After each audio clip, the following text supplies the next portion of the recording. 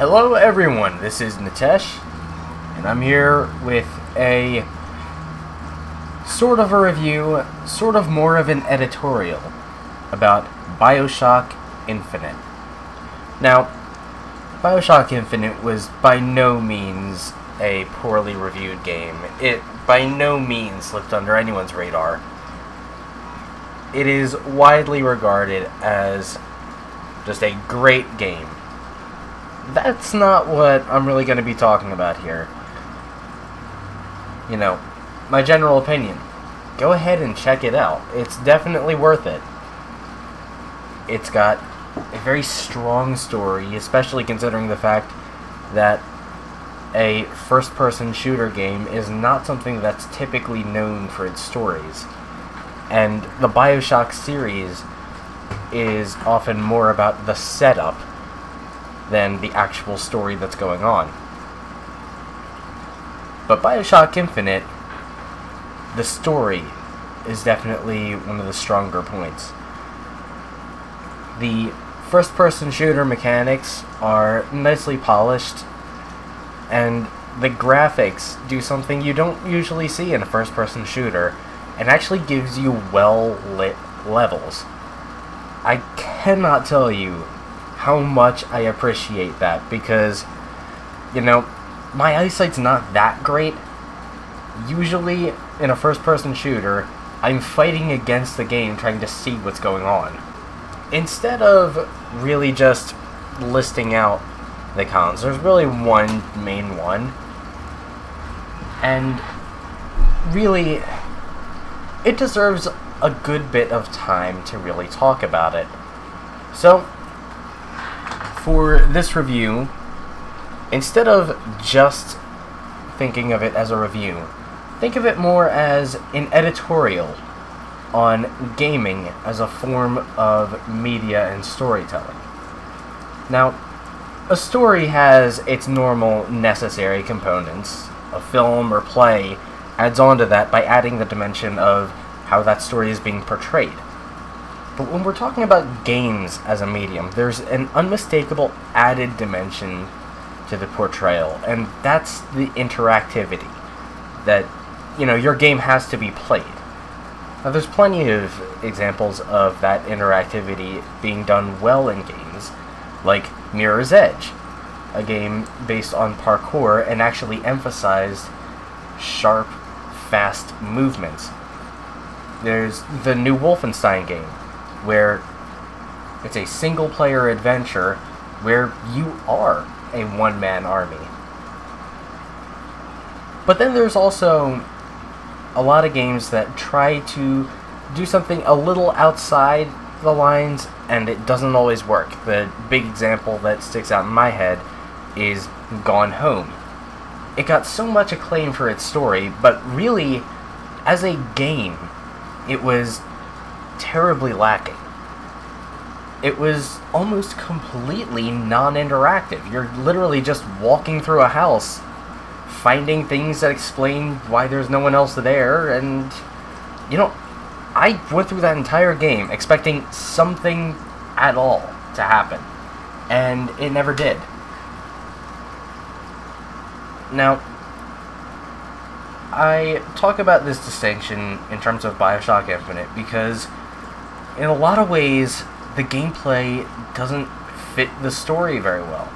Now, it's not like the gameplay is as detrimental as with a game like Gone Home, but it really kind of feels wasted with this game. The whole time I was playing it, and I play it a good bit because it's a good way to test my computer. Having to render all those well-lit areas really shows me how well my processor's holding up. But the gameplay, the first-person shooter mechanics are very nicely polished. But the problem is, the whole time I just kind of wanted to just move on with the story. I was just like, okay, am I done yet? Am I done with this story yet? Can I just go I kind of want to move on with the story. I think the best way to put it is Michael Bay.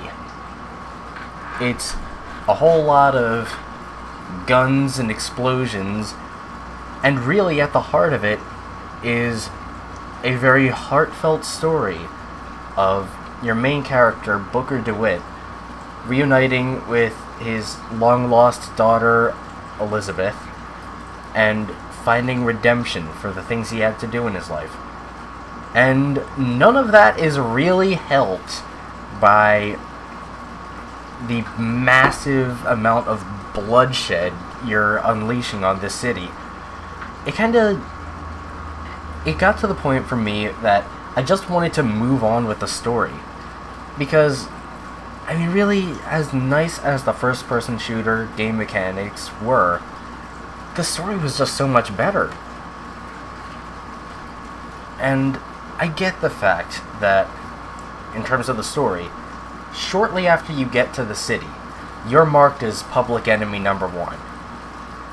That, I understand that. But the fact is, the sheer number of the gratuitous shootouts just got really ridiculous sometimes. It takes a while for the shootouts to get really difficult or anything, so the whole time it's there for you to kind of think, this is a little much. Am I moving in the story, or am I just shooting people? And to be totally fair, the fact is I wouldn't really be as critical of another game's constant shootouts, but this game actually had a very strong story. It had a very good storyline to it. And I spent so much time just shooting people as opposed to actually focusing on the story. The ending kind of throws a lot at you because it didn't get a chance to do it earlier. There's so much stuff that is really very important to the ending. And the whole time I was going through the ending, I was just like, what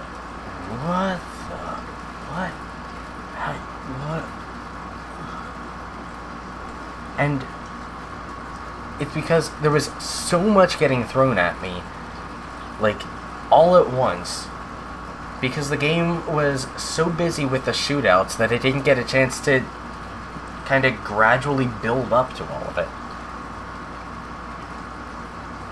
But the DLC they came out with, Burial at Sea, that takes place in Rapture, I kind of feel like the second chapter of that did it a bit better, because with that you couldn't just go through guns blazing. You're playing as Elizabeth, and the plasmids you get are not very offensively based. You don't get a lot of ammo. You definitely don't have enough ammo for all the enemies. And you really actually have to go about it like Elizabeth would. And really, if the game was a little more like that, it might have been a bit better. It's just that, it's a little out of character.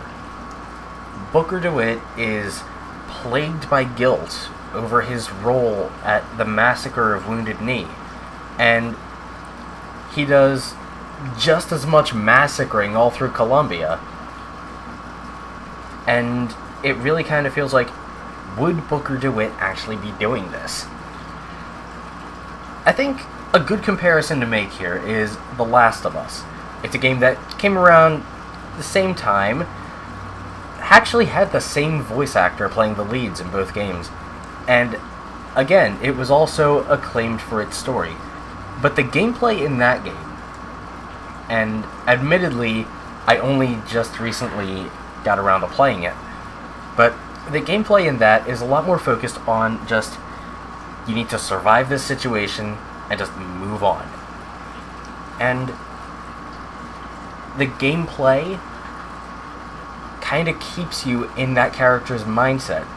Your main character in The Last of Us, Joel, he's the kind of guy who's not hesitant to kill people if he has to, but resources are limited, so he can't really just go in guns blazing because he will not have a chance to get enough ammo.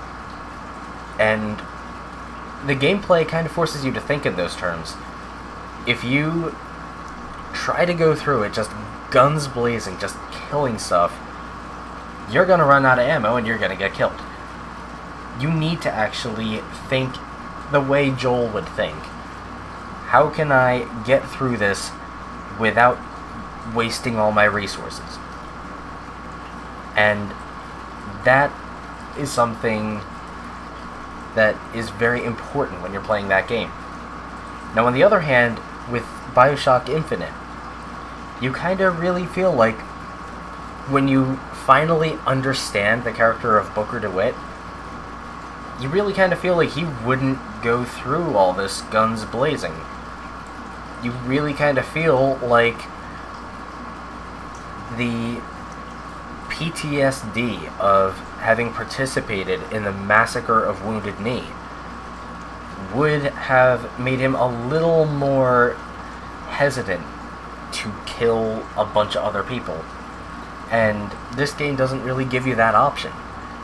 You have to go in guns blazing, regardless of what your character kind of would actually do.